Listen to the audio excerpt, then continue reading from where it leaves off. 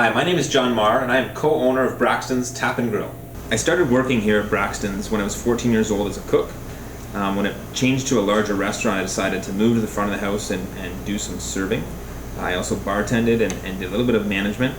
An opportunity came up to purchase the restaurant, and I decided at that time it would be a good time to get into ownership. I was comfortable with the business and decided to see how things would go, and here I am. When the opportunity to get into this business came up, I decided the best avenue for me was a partnership.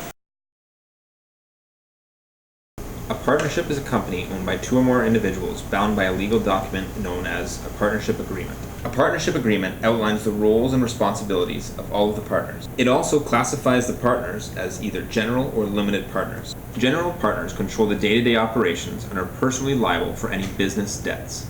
A limited partner contributes capital towards a business, but they have minimal control over daily business operations and decisions. When compared to a sole proprietorship, it is easier to acquire capital and loans because there are more people involved, which typically means more collateral. With a partnership, there are more people involved, so there is always more talent and ideas for your business.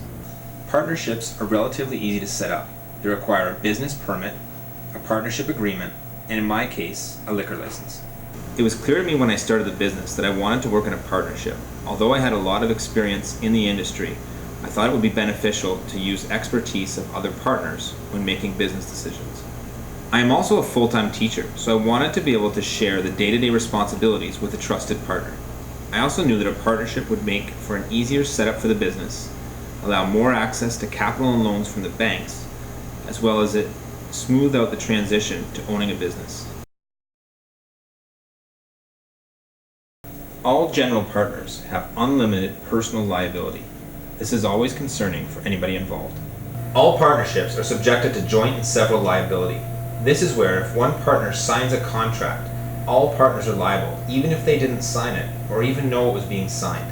Also, one partner can be responsible for the entire debt, regardless of their percentage of ownership. An example of this would be an owner who is a 10% owner of that business. In some circumstances, they can be responsible for that entire debt. There is always a concern about what to do if one partner wants to get out of the business. In this case, the partnership agreement dictates the process. Another partner has the option to buy their share before it can be sold to another person. Also, the other partners might have the right to approve a new partner for the sale to go through. When we started this business, there were 3 partners in our partnership. After a few years of ownership, one of the partners decided he wanted to get out of the business. This is always a tough situation because you either have the financial obligation of buying that partner out or bringing in a third party. At that time, we decided to buy that partner out because we did not want to lose control over the direction of this business.